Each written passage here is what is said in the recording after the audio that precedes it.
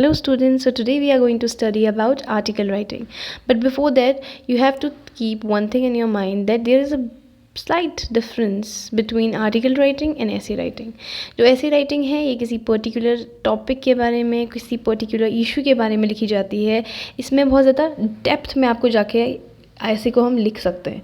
पर जो article writing है it is very different. Article writing में आपको क्या करना पड़ता है, आपको फैक्ट्स लिखने पड़ते हैं और इसमें इतने इन डेप्थ जाने की आपको कोई ज़रूरत नहीं है.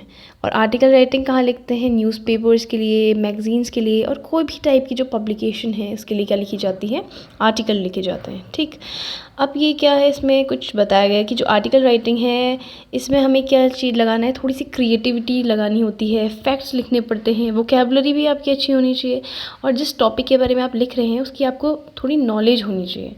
ये टारगेट करता है मैसिव ऑडियंस को, बिकॉज न्यूज़पेपर में लिखना है हमें, तो आपको क्या करना है, इंडिविजुअल को सोच के नहीं लिखना, आपको बहुत ज़्यादा पर्सपेक्टिव, हर एक पर्सपेक्टिव से सोचना है. ठीक, यहाँ पे फॉर्मेट लिखा है, सबसे पहले टाइटल हेडिंग ऑलरेडी गिवन होगा, उसके बाद बाय जो भी है नाम आपको लिखना है, उसके बाद इंट्रोडक्शन किस तरह का होना चाहिए. देखो इंट्रोडक्शन में सबसे पहले तो थीम जो है उसके इधर उधर नहीं जाना, आपको जो पूछा गया है बस उसी के बारे में लिखना है. And the second thing is आपको कुछ डेटा बताना है वहाँ पे, कुछ ऐसा डेटा जो पहले से ही दिया गया हो, कुछ फैक्ट्स जो पहले से ही दिए गए हों. ऐसा नहीं कि आप अपने मन से कुछ भी कहानी बना रहे हैं, आपको फैक्ट्स लिखने, फैक्ट्स में बात करनी है. This is what article writing is.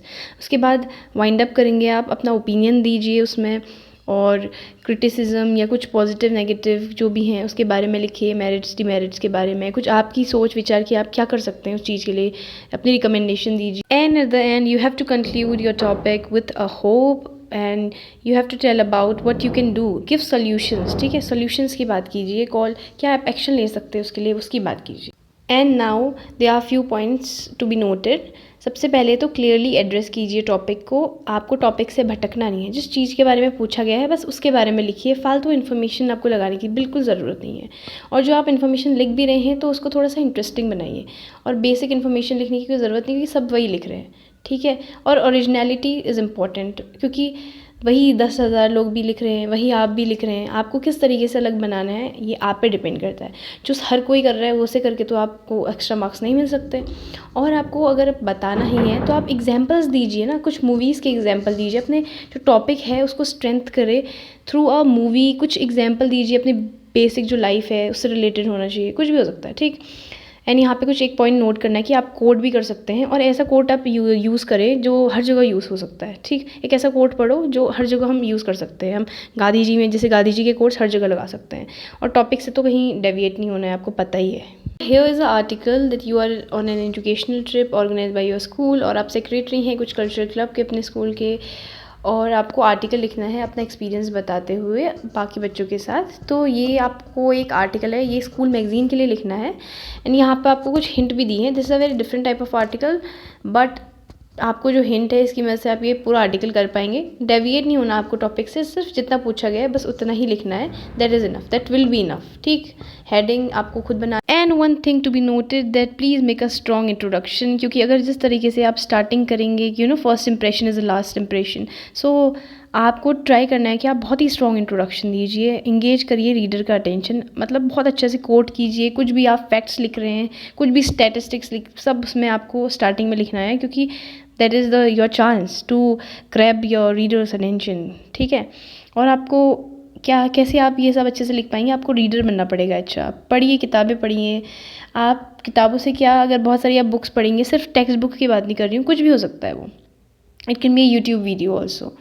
आप क्या करेंगे इन सब चीज़ों से, अगर आप बहुत ज़्यादा रीडिंग कर रहे हैं तो आप वैल्यू ऐड करेंगे, जो भी आप लिख रहे हैं उसमें वैल्यूज़ ऐड करेंगे, क्रिएटिविटी आएगी आपकी निखर कर, कुछ इनोवेशन, कुछ न्यू लिख पाएंगे आप, बेसिक से हट कर कुछ ओरिजिनल लिख पाएंगे आप. ठीक हो गया, तो इन सब चीज़ों का आपका यूज़ करना ज़रूरी है. B original and just stay creative. And this is one example for you all, that you are Astha Avasthi. You have been asked by your teacher to write an art. What is ailing our tourism? Title लिखिए सबसे पहले, उसके बाद क्या लिखिए, bye जो भी writer का नेम है उसको लिखिए. अब आप थोड़ा सा 3 मिनट खुद को दीजिए कि आप सोचिए क्या क्या माइंड मैप बनाइए कि आप नीचे क्या क्या लिखने वाले हैं, क्योंकि अगर आप बीच में लिखते लिखते कहीं भी आप फ्लो में लिखते जाएंगे तो ऐसे नहीं चलेगा. उसमें तो आप, क्योंकि आपको फैक्ट्स की बात करनी है, दिस इज़ नॉट ऐसे कि आप कुछ भी अपने दिल के विचार लिखें यहाँ पे. ठीक है, फैक्ट्स में बात करेंगे तो ज़्यादा इफेक्टिव आपका आर्टिकल राइटिंग होगा। उसके बाद यहाँ पे इंट्रोडक्टरी पैराग्राफ, मिडिल पैराग्राफ और कंक्लूडिंग पैराग्राफ लिखा है मैंने। बेसिक फैक्ट्स के बारे में बात करी गई है। आप इसमें कुछ कोड भी कर सकते हैं। यहाँ पे एक इंपॉर्टेंट चीज़, जैसे बीच में आपने क्या लिखा है, ओवर प्राइस टैक्सी होती हैं, एकोमोडेशन अच्छी नहीं है, बहुत हाई प्राइसेस हैं, टूरिस्ट के लिए तो एक्स्ट्रा कुछ फ़ीस होती है, और गवर्नमेंट क्या क्या कर सकती है इसके लिए, क्या क्या अच्छा कर सकती है। लास्ट में हमें इस तरीके से कंक्लूड करना है। I hope you are getting my point. And last में बस एक बात हमेशा याद रखिए कि आपको कंक्लूड करना है एक पॉजिटिव नोट से, कि क्या क्या अपनी रिकमेंडेशन भी दे सकते हैं, क्या क्या एक्शन ले सकती है गवर्नमेंट, क्या क्या एक्शन ले सकता है सोसाइटी, ये आपको लिखना है। और इस तरीके से आर्टिकल राइटिंग आपका ओवर होगा। एंड आई होप आपको समझ आया होगा। दिस इज़ वेरी सिंपल, इधर उधर की no if and buts, it's just simple and straightforward that what you have to write. So I hope आपको समझ आए। अगर समझ आए so please like and please comment, give your feedback to me, it's very important for me. And thank you. Write facts and data, stay updated, see you on my next.